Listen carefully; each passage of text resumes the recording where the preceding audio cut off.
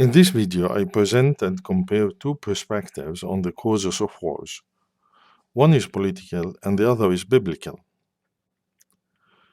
Politicians do not concern themselves with the causes of wars except as it relates to the impact of cost and negotiation on the outcome of the dispute. From a political perspective, wars are categorized as rational or irrational. Rational wars occur when the cost of going to war is not too high and when there is a failure in the negotiation process. The failure in negotiation can be the result of asymmetric information or due to problems of agency. Examples of such conflicts are labor disputes, where the chances of arriving to a peace are high if the parties exchange information transparently and the leaders of both parties truly represent their respective populations. Irrational disputes, on the other hand, are not deterred by the high cost of going to war. Irrational disputes are religious wars or revenge wars or ethnic cleansing wars. For example, the Crusaders, or the 30 Years' War between Catholics and the Protestants in 17th century Europe, or the Arab-Israeli conflict, or the Shia Muslim versus Sunni Muslim conflict. These are irrational disputes based on religion or revenge, where neither the high cost of the dispute nor negotiations succeeded to bring a peace between the warring factions.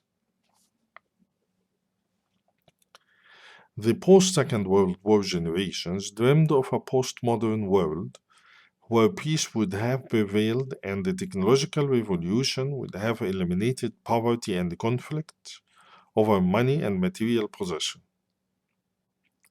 In reality, there are growing social tensions, environmental crises, revolutions, wars, and diseases that bring death, hatred, and pain to the human race. Why did that generation fail to achieve their dream of a peaceful world?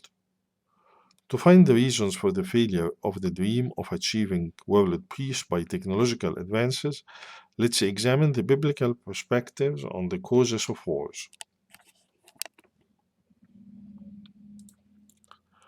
What causes fights and quarrels among you? Don't they come from your desires that battle within you? You desire but do not have, so you kill. You covet, but you cannot get what you want, so you quarrel and fight. You do not have because you do not ask God.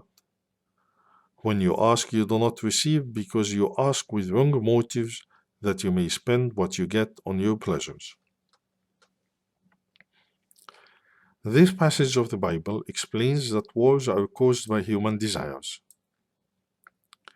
These are the desires for which the person did not ask God or did not accept God's will when God did not grant the person their desires.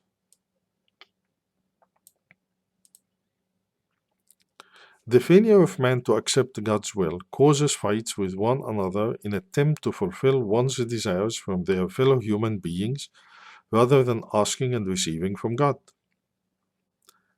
The failure of man to accept the will of God started in the story of Adam and Eve, who ate from the forbidden tree despite God's warning to them that if they did not follow His will, they would certainly die.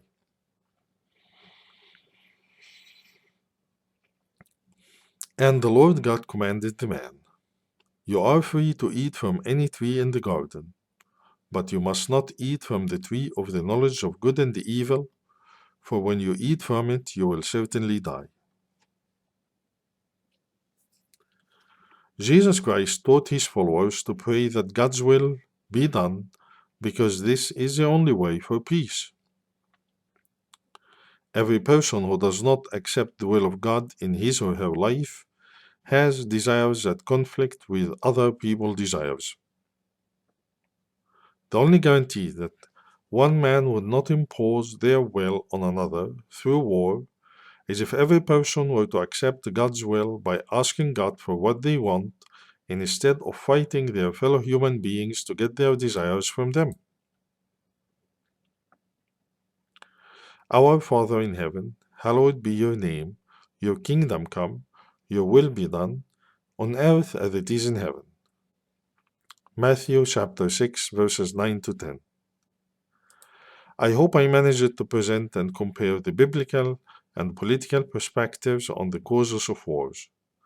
I also hope I managed to convince you that peace can only be achieved if every one of us were to ask God for what we need instead of fighting each other to get our desires from each other.